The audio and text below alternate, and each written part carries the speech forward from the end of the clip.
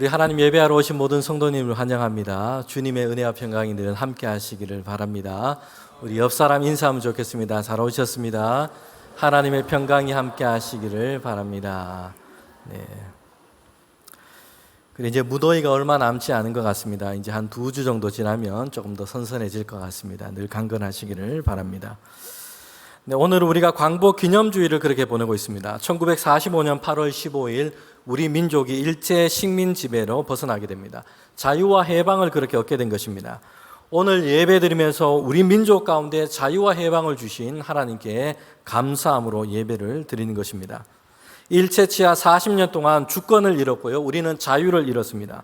그 시대는 징병을 당한 이 젊은이뿐만 아니라 여러분 우리 민족 모든 백성들이요. 남의 나라가 하는 이 제국주의 전쟁 가운데 동원되었습니다. 큰 고통을 당했고요. 수많은 사람들이 그렇게 희생을 당하기도 했습니다. 제가 지난 주일에 우리 교회 집사님 한 분이 우리 목회자들 식사를 초대해 주셔서 그렇게 함께 식사를 했습니다. 복날이라고 무더위 잘 이겨내라고 이렇게 함께 식사를 했습니다. 집사님이 연세가 많으신데 보니까 일제시대 만렵의 초등학교 시절을 보냈더라고요. 그러니까 일제시대, 한국전쟁, 우리나라 근현대사 이 어려운 시간을 다 지나면서 이렇게 살아오신 것입니다. 식사 후에 차를 마시면서 이제 광복절도 얼마 안 남았으니까 일제시대 때 학교 다니면서 어떤 일을 그렇게 겪으셨는지 잠깐 얘기를 하시더라고요. 학교에 가기는 했는데 공부를 하지는 못했다고 합니다.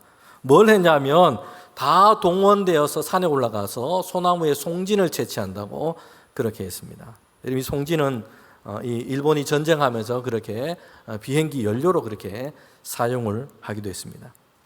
나라를 잃으니까요, 백성들만 고달픈 게 아니라 뒷산에 있는 소나무도 그렇게 고달팠던 겁니다. 송진을 채취한다고 상처를 내고 그렇게 했던 겁니다. 여러분, 우리는 나라를 잃고 우리말도 잃고 일제 압제 아래에서 그렇게 고단하고 힘겨웠던 그런 시간을 보냈습니다. 그러다가 1945년 8월 15일에 감격스럽게 해방을 맞게 된 것입니다. 광복절이라 이렇게 불렀습니다. 다시 빛이 회복되었다. 다시 빛이 임했다라는 뜻입니다. 그만큼 일제시대는 우리 민족이 어둡고 힘들었던 이런 시절을 보냈다는 것이요. 그리고 해방이 되어서 다시 빛을 보게 된 것입니다. 시편 126편 1절부터 2절의 말씀인데 저와 여러분이 함께 이 말씀을 함께 읽도록 하겠습니다. 여호와께서 시온의 포로를 돌려보내실 때에 우리는 꿈꾸는 것 같았도다. 그때 우리 입에는 웃음이 가득하고 우리 혀에는 찬양이 찼었도다. 그때 문나라 가운데서 말하기를 여호와께서 그들을 위하여 큰 일을 행하셨다 하였도다. 아멘. 이 시편은요, 나라가 망하고 포로가 되었던 이스라엘 민족이 이제 포로되었던 땅에서 예루살렘으로 유대로 돌아오게 되었을 때 그들이 불렀던 노래요, 찬양입니다. 뭐라고 하고 있습니까? 우리가 꿈꾸는 것 같았도다. 그들이 그렇게 고대했던 고향 땅 예루살렘을 향해서 가게 된 것입니다. 그래서 그들의 입술에는 웃음과 기쁨이 가득했고요, 찬양이 가득했습니다. 저는 이 시편 126편을 읽을 때마다 아마도 1945년 해방을 맞았던 우리 믿음의 선조들이 이런 기쁨을 그렇게 얻지 않았을까 생각을 하게 됩니다. 일제 식민 지배 당했던 우리 시대에 우리 민족이 겪었던 그 고통과 아픔이 얼마나 큽니까? 이런 역사는 우리가 주권을 지키고 자유를 지키는 것이 얼마나 중요한지 오늘 우리에게도 교훈을 해주고 있습니다. 여러분, 식민지 지배 시대는요, 강한 나라가 그 힘으로 약한 나라를 침탈하고 지배를 했습니다. 그런데 이런 제국주의 역사와 문화가 과거에 그냥 지나가 버린 것이 아닙니다. 오늘에도 세계는요, 지금 관세 전쟁하고 있고요. 지금도 무력으로 전쟁으로 서로 침탈하고 지배하려는 이런 역사가 세계 곳곳에 계속되고 있습니다. 수많은 사람들이 희생을 당하기도 하고 합니다. 하나님께서 정의와 평화를 오늘 우리 세계 가운데 그렇게 열어주시기를 우리는 소망하는 것입니다. 여러분, 일제시하에서 민족을 배반했고 친일했던 사람들도 있습니다. 그들은 이렇게 자기를 합리화했습니다. 이때를 배경으로 했던 그 영화를 보면요, 한 대목에 이런 대사가 나옵니다. 안 바뀐다. 그냥 남들이 하는 것처럼 하고 살아. 독립이라고 할 수도 없는 일을 하려고 하지 말고 그냥 할 수 있는 것 하고 살아라. 여러분 이러면서 합리화를 한 것이죠. 여러분 이에 독립운동을 하다가 감옥에 갇힌 청년 김구는 이렇게 대답을 합니다. 할 수 있어서 하는 게 아니라 해야 해서 하는 것이다. 이렇게 대답을 하고 있습니다. 할 수 있어서 하는 게 아니라 해야 해서 하는 것이다. 여러분 이 말은 사도행전의 전도자들을 우리가 생각하게 됩니다. 자신의 능력을 생각해보고 현실적인 상황을 다 생각해봐서 할 수 있어서 하는 게 아니고요. 예수 그리스도를 믿고 전하는 증인된 삶을 그들은 살고 있습니다. 왜냐하면 하나님께서 그들에게 맡기신 것이기 때문입니다. 사도 바울과 전도자들은 선교를 합니다. 예수 그리스도를 전합니다. 많은 곳을 다니면서 멀리까지 나가서 전도와 선교를 하고 있습니다. 예수 그리스도를 전하는 증인된 삶을 살고 있습니다. 그들 자신의 상황이나 능력이나 이런 것을 보았을 때는 당연히 할 수 있기 때문에 그들이 하고 있는 게 아니에요. 그럼에도 주님께서 그들 가운데 말씀하셨기 때문에, 그들 가운데 맡기셨기 때문에 그들은 증인된 삶을 살고 있는 것입니다. 성도 여러분, 교회와 성도들은요, 우리 스스로가 생각하고 판단하기에 할 수 있는 것만 하는 게 아니고요, 하나님께서 우리에게 맡겨주신 것, 우리에게 명령하신 것, 우리에게 사명으로 주신 것을 하는 것입니다. 주님께서 제자들에게 대위 명령을 그렇게 하십니다. 하나님 우편으로 승천하실 때에 제자들에게 하신 말씀이 마태복음 28장 19절 20절 말씀인데 저와 여러분이 함께 읽도록 하겠습니다. 그러므로 너희는 가서 모든 민족을 제자로 삼아 아버지와 아들과 성령의 이름으로 세례를 베풀고 내가 너희에게 분부한 모든 것을 가르쳐 지키게 하라. 볼지어다 내가 세상 끝날까지 너희와 항상 함께 있으리라 하시니라. 아멘. 어떤 상황 속에서도 믿음으로 살고 그리스도의 증인된 삶을 살아가도록 하셨습니다. 여러분 이것은요, 제자들에게 그들 자신을 봤을 때는 할 수 있어서 할 수 있는 게 아니에요. 모든 민족, 모든 나라 제자들은 가본 적도 없습니다. 갈릴리와 유대 땅에서 지금까지 살고 있습니다. 무엇을 어떻게 해야 할지도 사실 그들은 잘 모릅니다. 그들 자신이 할 수 있는 것으로 보이지 않아요. 그러나 주님께서 그들에게 말씀합니다. 그들에게 맡기시고 말씀합니다. 모든 민족으로 제자를 삼고 분부하고 가르친 이것을 가르치라. 세례를 베풀라. 말씀합니다. 그러면서 주님께서 그들에게 말씀하십니다. 내가 세상 끝날까지 너희와 항상 함께 할 것이다. 그들을 통해서 이 일을 주님께서 이루어 가실 것이다 라고 말씀하고 있습니다. 성경을 보면 오늘까지 교회의 역사를 보면 또한 그렇습니다. 사람의 생각으로는요, 이게 할 수 있을까? 될 수 있을까? 이런 의문이 듭니다. 그러나 하나님께서 우리에게 부탁하시고 말씀하신 것이기 때문에 행하고자 했습니다. 그런데 그럴 때에는 하나님의 도우심, 하나님의 인도하심이 그 속에 이루어지고 있다는 것을 보게 됩니다.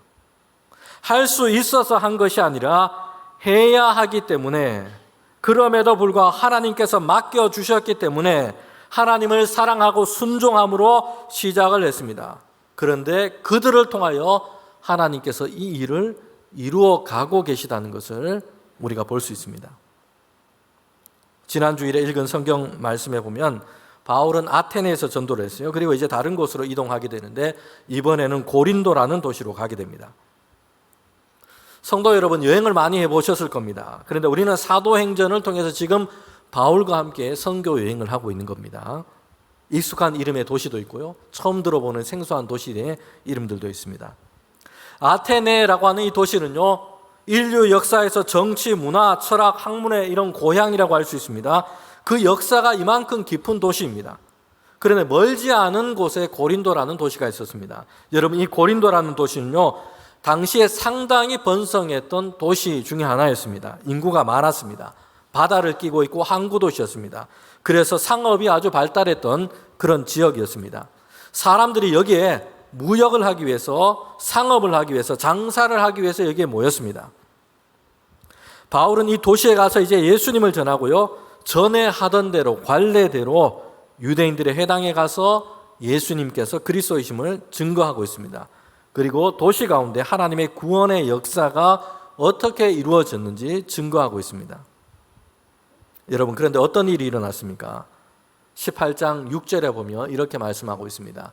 그들이 대적하여 비방하거늘 바울이 옷을 털면서 이르되 너희 피가 너희 머리로 돌아갈 것이고 나는 깨끗하리라. 이후에는 이방인에게로 가리라 하고. 바울은요 지금 유대인의 회당에서 이렇게 예수님에 대해서 증거하고 전도를 했는데 대적하는 사람들이 있었다는 것이요. 여러분, 그런데 여기서 대적하다라는 이 원어는요 성경에서 잘 쓰이지 않는 단어입니다. 여기에서 사도행전에서는 여기에서만 나오고 있는 단어인 겁니다. 사실 전도자 바울이요 이것저것 여행하면서 전도를 할 때마다 거기에서 만났던 것이 대적이었고 반대였고 핍박이었습니다. 바울을 대적했던 사람들은 도시마다 그가 전도할 때마다 거의 만났습니다. 그런데 왜 유독 고린도의 이 상황에 대해서 설명하면서 그 단어를 쓰고 있느냐 하는 것입니다. 여기서 사용한 이 대적이라고 하는 이 단어는요 다른 곳에 썼던 이 용어와는 좀 다른 의미를 가지고 있는 것입니다. 강조하는 그 의미와 어감이 좀 틀리다는 것이요. 대적하다라는 이 헬라어 단어는요 주도적으로 그리고 면밀하게 지금 이렇게 조직적으로 반대와 핍박이 이루어지고 있다는 것을 그렇게 얘기해 주고 있습니다. 그러니 바울은요 고린도에서 전도하다가 또 다른 어려움과 반대에 부딪혔습니다. 그런데 이번에는 목소리 큰 사람 몇몇이 그냥 선동을 하고 사람들이 그냥 우르르 몰려 뒤따르는 이런 동조가 아니었습니다. 조직적이고 아주 주도 면밀하게 바울과 전도자들을 반대하고 대적했던 겁니다. 이런 일이 지금 고린도 안에 일어나게 된 겁니다. 흔들리지 않고 피는 꽃은 없다라는 이런 글이 있습니다. 흔들리지 않고 피는 꽃이 어디 있으랴. 이 세상의 어떤 아름다운 꽃들도 다 흔들리면서 피었나니 흔들리면서 줄기를 곧게 세웠나니 흔들리지 않고 가는 사랑이 어디 있느냐. 여러분 꽃들을 보면요 얼마나 아름답고 고와 보입니까? 그런데 흔들리지 않고 피는 그런 꽃은 없습니다. 비와 바람을 다 맞으면서 흔들리면서 꽃대를 밀어 올리고요 거기에 꽃이 피는 것입니다. 흔들리지 않고 피는 꽃은 없습니다. 믿음의 삶도 마찬가지입니다. 교회 역사 가운데 이루어진 선교의 역사도 마찬가지입니다. 시련과 어려움이 없는 믿음의 삶, 이런 선교의 역사는 없습니다. 야고보서 1장 2절과 우리 4절의 말씀에 보면 이렇게 사도 야고보는 이렇게 얘기합니다. 내 형제들아 너희가 여러 가지 시험을 당하거든 온전하게 기쁘게 여기라. 이는 너희 믿음의 시련이 인내를 만들어내는 줄 너희가 알미라. 인내를 온전히 이루라. 이는 너희로 온전하고 구비하여 조금도 부족함이 없게 하려 함이라. 아멘. 야고보 사도는 이렇게 얘기하고 있습니다. 시련과 고난이 있다는 것은 믿음의 꽃을 피우기 위해서 지금 꽃대가 올라가고 있다는 증거이다 라는 것입니다. 흔들리지 않고 피는 믿음의 꽃은 없습니다. 그래서 기뻐하고 온전하게 인내를 이루라 이렇게 말씀을 하고 있습니다. 사도행전이 보여주는 전도자 바울 그리고 교회와 성도들의 이 선교의 역사 그 전도도 마찬가지입니다. 바람에 흔들리지 않고 피는 꽃은 없는 것처럼 반대와 핍박이 없이 저절로 이루어지는 선교와 믿음의 삶은 없습니다. 바울과 전도자들은요 선교 현장에서 반대를 마주할 수밖에 없었다는 것입니다. 지난 주일에 말씀을 드린 것처럼 그럼에도 하나님은 반대와 이런 핍박 속에서 선교가 이루어지도록 했습니다. 오히려 더 넓게 확장되도록 이끌어 가신 것입니다. 때로는 최선을 다해서 열심히 했는데 결실이 많지 않아 마음이 좀 힘들 때도 있습니다. 여러분 고린도의 전도가 처음에 사실 그랬습니다. 유대인들의 조직적인 어떤 반대 여기에 부딪히게 된 것입니다. 전도의 결실이 당장에 그렇게 많이 보이지 않았던 겁니다. 제가 우리 교회 장로님 한 분을 만나서 잠시 이야기를 나눌 기회가 있었습니다. 예전에 이 죽을 고비를 만났는데 이걸 넘기게 된 겁니다. 사고를 당했는데 정말 기적적으로 크게 다치지 않고 그렇게 살았습니다. 그러면서 마음속에 이런 생각이 들었습니다. 하나님께서 왜 나를 이렇게 살려주셨는가? 내가 뭐라도 해야 되겠다. 이런 생각, 이런 마음이 들었던 겁니다. 그래서 그날부터 3년 동안 시간이 날 때마다 직장의 일도 여러 가지 바쁘지만 그 외 시간이 날 때마다 주말마다 교회 주변에 오셔서 이제 전도를 하기를 시작했어요. 3년을 그렇게 했는데 여러분 전도의 열매가 잘 없는 겁니다. 조금 실망하는 마음이 들기도 했습니다. 그래서 거기에 중단하지 않고 그런데 이제 다시 예수님을 전하는 내가 글을 좀 써야 되겠다. 이렇게 해서 또 글을 쓰기를 시작을 했습니다. 주님을 증거하기 위해서 그렇게 하고 있는 겁니다. 스스로 열심을 가지고 이제 신앙과 믿음을 돌아보고 이렇게 세워가는 이런 시간이, 이런 계기가 되기도 했던 것입니다. 전도도 그렇고 믿음의 생활도 그렇습니다. 흔들리지 않고 바람 없이 그냥 그렇게 피지 않습니다. 하나같이 예외 없이 반대, 유혹과 시험, 시련들이 있기 마련입니다. 때로는 실망스러운 상황들이 그 앞에 놓여 있기도 합니다.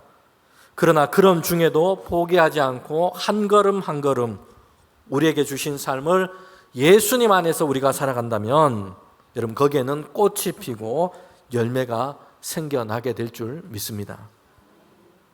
기독교 고전을 소개하는 이 글에 산비라고 하는 이 책이 소개된 글을 제가 읽었습니다. 영국 선교사였던 프레이저라고 하는 이 선교사의 전기였습니다. 22살에 이제 선교사로 헌신하기로 그렇게 작정했습니다. 그러면서 이제 중국 남부에 있는 산간지방에 가서 복음을 전했습니다. 여러분 중국 남부에 있는 그 산간지방, 험한 산간지방에는요, 거기에는 리스족이라고 하는 그런 소수 민족이 거기 살고 있었습니다. 그는 이 프레이저 선교사는 편안하게 잘 살 수 있는 영국 땅, 이 고국 땅을 떠났습니다. 그리고 험하고 낙후된 곳을 향해 갔습니다. 많은 굳은 일을 마다하지 않고 섬기고 돌보면서 예수님을 그들 가운데 전했습니다. 여러분 그렇게 6년이라는 시간이 흘러갔어요.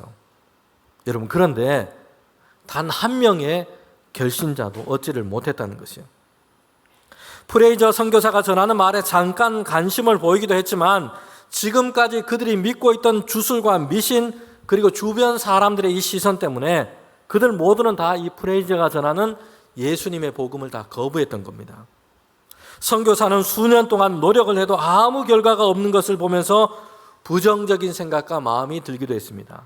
야, 이거 내가 계속 해야 되나? 아니면 그냥 고국 땅으로 돌아가야 하나? 이런 생각이 들 때도 있었다는 것이요. 그런 중에도 이 프레이저 선교사는요, 신실하신 하나님을 믿으며 인내하면서 기도하면서 일기를 써가면서 하나님께 그렇게 선교 사역을 감당했습니다. 그가 쓴 일기에는 이렇게 적고 있습니다. 1916년도 일기인데 이렇게 적고 있습니다. 결과가 없는 걸 슬퍼하지 않으려고 한다. 대신 하나님의 신실함 안에 쉴 것이다. 또한 1916년 1월 16일의 일기에는 이렇게 적고 있습니다. 아침 예배에 한 사람도 오지 않았다. 여리고 성벽은 믿음으로 무너졌다. 여기에서 하나님의 방법을 본다. 그 일이 무엇이든 기도, 믿음, 인내 이 세 가지가 함께 있어야 한다.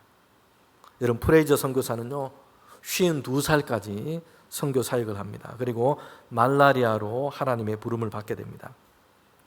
그런데 그 죽음 이후에 그가 선교했던 그 리스족에게는요 놀라운 이 부흥의 역사가 일어나게 됩니다. 2007년도에 원안성이라고 하는 중국의 그 내륙에 있는 그 성에 사는 리스족 교인이요 20만 명에 달하게 됐다는 것이에요. 2007년도에. 리스족 기독교인들은요 그들에게 처음으로 복음을 전했던 이 프레이저 선교사를 생각하면서 그 비문에 이렇게 적고 있습니다. 프레이저는 고난으로 많은 눈물을 먼저 뿌려야 했다. 하지만 커다란 추수를 거둔 삶이었다. 우리 교회도 그렇고요. 어디 가서 보게 되는 주님의 모든 교회들이 다 그렇습니다. 시골의 아주 작은 교회도 마찬가지입니다. 흔들리면서 다 피었던 그런 꽃들인 것입니다. 비와 바람, 반대와 시련 속에서도 많은 누군가는 믿음을 지키고 그렇게 해서 세워진 교회입니다. 지금도 그렇게 주님의 교회는 세워져 가고 있는 것입니다. 장석주라고 하는 시인이요 대추 한 알이라는 이런 글을 썼습니다. 저게 저렇게 붉어질 리가 없다. 저 안에 태풍 몇 개, 저 안에 천둥 몇 개, 저 안에 벼랑 몇 개, 저 안에 번개 몇 개가 들어있어서 붉게 익히는 것일게다. 저게 혼자서 둥그러질 리가 없다. 저 안에 무설이 내리는 몇 밤, 저 안에 땡볕 두어 달, 저 안에 초승달 몇 날이 들어서서 둥글게 만들어지는 거다. 여러분 대추 하나를 보시면 무슨 생각을 하십니까? 맛있겠다. 이런 생각을 우리가 합니다. 그런데 여러분 이 글을 쓴 사람은요, 대추 한 알이 열매로 맺어질 때 어떤 시간이 흘러갔는지를 보면서 생각하면서 쓰고 있습니다. 열매가 되기까지 어떤 과정, 어떤 수고가 있었는지를 다 보고 있다는 것입니다. 성도 여러분, 이 땅에 세워진 선교와 교회의 역사, 믿음의 삶도 이와 같습니다. 그 안에 담겨진 하나님의 돌보심, 하나님의 역사가 있습니다. 많은 성도들의 땀과 수고와 헌신을 볼 수 있어야 합니다. 그리고 오늘 우리에게 하나님께서 우리 시대에 주신 역할, 그 사명, 이것을 하나님의 은혜 안에서 우리가 감당해야 가야 할 줄 믿습니다. 여러분, 바울이 고린도에서 반대에 부딪혔는데요, 유대인들에 의한 조직적이고 치밀한 반대였습니다. 그래서 바울은 이제 다른 곳을 떠나서 다른 곳으로 이동하려고 하는 생각이었습니다. 바울의 전도가 이렇게 사실 진행이 됐습니다. 반대와 핍박에 부딪히면, 대적들 가운데 심한 박해에 부딪히면 바울은 다른 곳으로 가서 전도했습니다. 다른 곳으로 가서 선교를 이어갔던 것입니다. 사도행전 18장 6절에 보면 바울이 그래서 어떻게 했다고 얘기합니까? 옷을 털면서 이르되 너희 피가 너희에게로 돌아갈 것이다. 그리고 나는 깨끗하리니 이후에는 이방인에게로 가리라 하고, 바울은요, 유대인들이 반대하는 것을 보고 옷을 털었습니다. 그러면서 이제 당신들이 아니라 나는 이방인에게로 가겠다, 다른 곳을 향해서 가겠다, 이렇게 얘기하고 있습니다. 이 모습은요, 나는 당신들에게 하나님께서 말씀하신 대로 그리스도의 신 예수님의 복음을 다 전했다, 내가 해야 할 일은 다 했다, 당신들이 거부한 것이다, 그러니 나는 다른 사람들에게로 가겠다, 그들을 떠나겠다, 이런 이야기입니다. 이런 모습은요, 예수님께서 제자들을 파송하실 때 그들에게 이미 말씀하셨습니다. 마태복음 10장 14절에 보면 이렇게 말씀합니다. 누구든지 너희를 영접하지 아니하고 너희 말을 듣지도 아니하거든 그 집과 성에서 나가 너희의 발에 먼지를 털어버리라. 듣지 않거든 신발에 먼지를 털고 다른 곳을 향해 가라라는 것입니다. 전도자의 역할과 책임은 다 했고 그들이 거절하라고 거부한 것이 그들의 책임이라는 것이죠. 그러면서 전도자들은요, 그들을 향한 박해, 조롱, 핍박 여기에 매이지 말고 다른 곳을 향해서 복음을 들고 그리스도의 증인된 삶을 살아갈 것을 말씀하고 있습니다. 사도행전 18장 7절 8절에 보면요, 바울은요 이제 회당에서 나와서 그 곁에 있는 다른 사람의 집에 가서 전도를 하게 됩니다. 디도 유스도라는 사람인데 아마도 그는 이방인, 헬라인으로 그렇게 보입니다. 그에게 전도를 하게 되고요. 또 놀라운 것은 회당장이었던 그리스도와 온 집안이 더불어 그렇게 예수님을 믿게 된 것입니다. 여러분, 사실 바울은요 실제로 고린도에 오래 머물 생각이 그다지 없었습니다. 유대인들의 반대가 심했고요, 또한 고린도라고 하는 이 도시는 별로 사실 전도자에게 기대가 되지 못하는 이런 도시였습니다. 특별히 방탕한 것으로 아주 그 시대에 유명했던 도시였습니다. 성적으로 타락이 만연했던 도시였습니다. 다른 곳에 가서 전도하고 선교한다면 더 좋은 결실을 얻을 수 있을 것이다, 이런 생각이 들기도 합니다.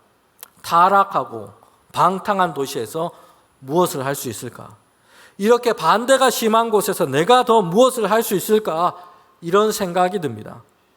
옷을 털고 먼지를 털고 이제 다른 곳으로 갈 일만 남은 것으로 여겨집니다. 성도 여러분, 그런데 바울에게 이번에는 하나님께서 말씀을 주시는데 머물라라는 것이요. 거기에 머물라.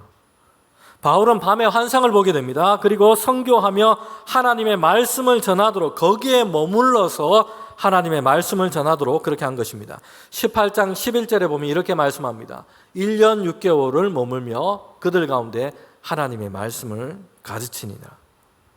그럼 바울 자신의 생각과 달리 고린도에 하나님은 바울이 1년 6개월 동안이나 이렇게 오랫동안 머물면서 하나님의 말씀을 가르치도록 했던 겁니다. 전도자 바울은 그가 가고 멈춤을 하나님의 인도하심 속에 맡긴 것입니다.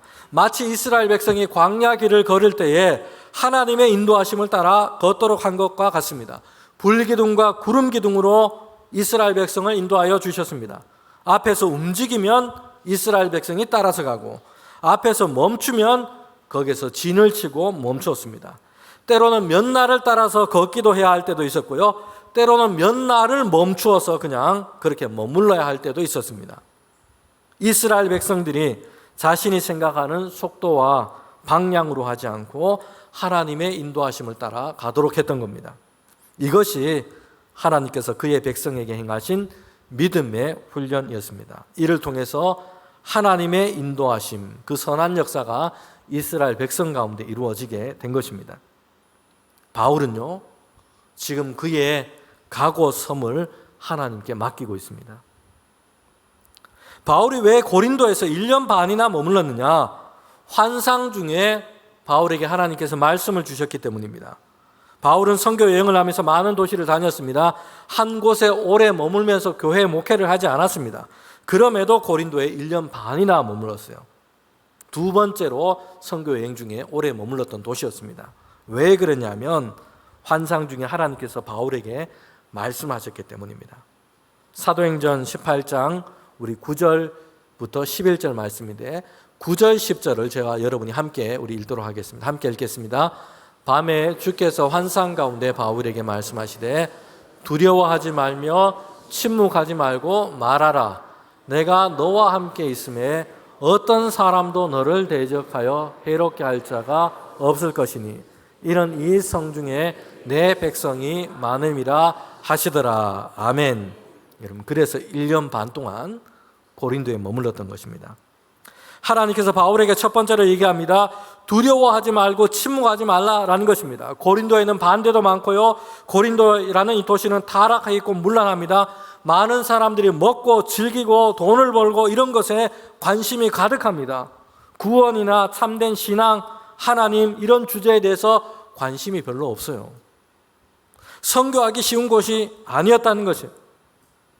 그런 중에도 고린도는요, 다른 도시보다 훨씬 더 어려움이 많은 이런 도시였지만 바울은 하나님께서 그에게 주시는 그 말씀을 듣게 됩니다. 두려워하지 말라. 반대 때문에, 핍박 때문에 두려워하지 말라라는 것입니다. 더군다나 사람이 별로 관심이 없는 것 같고 전하기를 중단하고 침묵하지 말라라는 것이요. 담대하게 입을 열어서 증거하라라고 말씀하고 있습니다. 성도 여러분, 이것이 오늘 교회와 우리 성도들에게 우리에게 주신 말씀이겠구나라는 생각이 듭니다. 사람들의 반응이 부담스럽고요. 세상 가운데 우리가 증인된 믿음의 삶을 살아갈 때는요, 듣지 않을 것 같아서 실망이 되기도 하고요. 또한 세상 가운데 살아갈 때 이런저런 부담스러움이 있습니다. 그래서 우리는 침묵해 버릴 때가 많습니다. 요즘 예수님에 대해서 전하고 증거하는 것, 그리고 세상 가운데 우리가 그리스도인 된 믿음의 삶을 살아가는 것, 전도하는 것, 이거 멈춰버린 교회와 성도들도 많습니다. 때를 얻든지 못 얻든지 우리는 우리의 신앙과 믿음을 나타내고 그리스도 예수님을 전하고 증거해야 될 줄 믿습니다. 믿음의 삶을, 증인된 삶을 살아가도록 우리를 부르신 것입니다. 두려워하지 말고 침묵하지 말라라고 말씀하세요. 그런데 왜 하나님께서 바울에게 이 고린도와 같은 이 도시에서 대적들이 있는 그 도시 가운데서 두려워하지 말고 계속해서 증인된 삶을 살아가라 라고 하시는 그 말씀, 그 이유가 어디에 있는지를 보게 됩니다. 바울이 두려워하지 않아도 되는 이유, 담대할 수 있는 이유, 이것이 무엇이라고 말씀하고 있습니까? 10절의 말씀에 보면 이렇게 말씀하고 있습니다. 하나님이 너와 함께 하신다. 내가 너와 함께 할 것이다. 하나님의 이 말씀이었습니다. 하나님께서 바울에게 얘기합니다. 하나님께서 함께 할 것이다. 내가 너와 함께 할 것이다. 여러분, 이것이 전도자들이, 믿음의 성도들이 담대할 수 있는 이유가 바로 여기에 있는 것입니다. 하나님이 함께 하시기 때문입니다. 반대자들도 있고요. 세상의 시험과 어려움도 있습니다. 위험들도 다 존재합니다. 아무 문제가 없기 때문에 두려움은 없고 염려할 수 없는 그런 것이 아닙니다. 우리가 담대할 수 있는 이유가 있다면 하나님이 함께 하시기 때문입니다. 하나님이 우리와 함께 하시기 때문입니다. 이사야 41장 10절 말씀인데 저와 여러분이 마지막으로 함께 읽도록 하겠습니다. 두려워하지 말라, 내가 너와 함께 함이라. 놀라지 말라, 나는 너의 하나님이 됨이라. 내가 너를 굳세게 하리라. 참으로 너를 도와주리라. 참으로 나의 의로운 오른손으로 너를 붙들리라. 아멘. 하나님의 말씀은 우리로 하여금 두려워하지 말라 얘기합니다. 그 이유에 대해서 이렇게 말씀하고 있습니다. 내가 너와 함께 할 것이다. 하나님이 우리와 함께 하십니다. 그러니 너를 아무것도 해하지 못할 것이다. 여러분, 우리에게 필요한 것은요, 하나님이 우리와 함께 하신다는 믿음인 줄 믿습니다. 오늘 우리는 이 세계 가운데 증인된 삶을 살아가도록 우리를 부르셨습니다. 우리의 삶을 통해서, 우리의 말을 통해서, 그리고 우리의 생활을 통해서 우리의 주님 되시는 예수님이 증거되기를 원합니다. 하나님이 우리와 함께 하십니다. 그래서 우리는 날마다 두려워하지 않고 염려하지 않고 우리와 함께 하시는 그 하나님 믿음 안에 동행하는 저와 여러분 되기를 주님의 이름으로 축원합니다. 함께 기도드리겠습니다.